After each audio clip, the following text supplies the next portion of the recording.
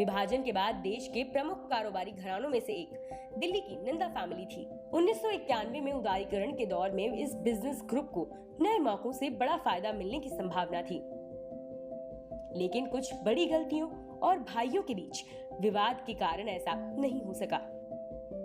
Scots अब वो कारोबारी ताकत नहीं रही जो 1970 और 80 के दशक में थी।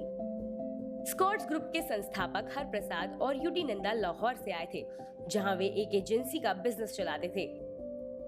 इसके बाद हरप्रसाद ने अपनी कंपनी स्कॉट्स के साथ ट्रैक्टर्स, मोटरसाइकिल और कंपोनेंट की मैन्युफैक्चरिंग शुरू की और अगले कुछ दशक में क्वालिटी को लेकर मजबूत साख बनाई।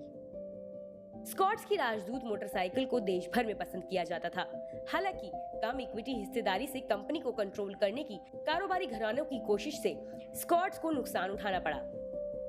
1980 के दशक में इस पर कंट्रोल करने की एक अन्य बड़े कारोबारी ने कोशिश की थी, लेकिन राजनीतिक हस्तक्षेप के कारण वे सफल नहीं हुए।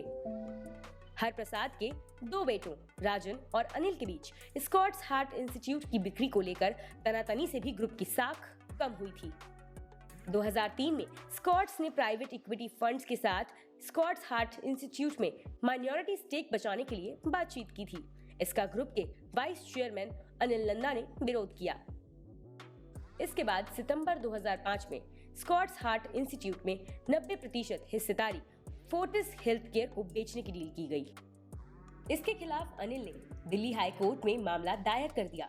इस मामले के खींचने के साथ दोनों भाइयों ने कंपनी का विभाजन कर लिया और अनिल प्रॉफिट में चल रही ऑटोमोबाइल कंपोनेंट कंपनी गेट्स के साथ स्कॉट्स ग्रुप से निकल गए। हालांकि बाद में उन्होंने इस कंपनी में अपनी हिस्सेदारी बेच दी और रियल एस्टेट और लेदर का बिजनेस शुरू किया। स्कॉट्स हार्ट इंस्टीट्यूट को आखिर में फोर्टिस नहीं खरीदा। हालांकि इसके बाद फोर्टिस को भी IHH हेल्थकेयर ने एक्वायर कर लिया था।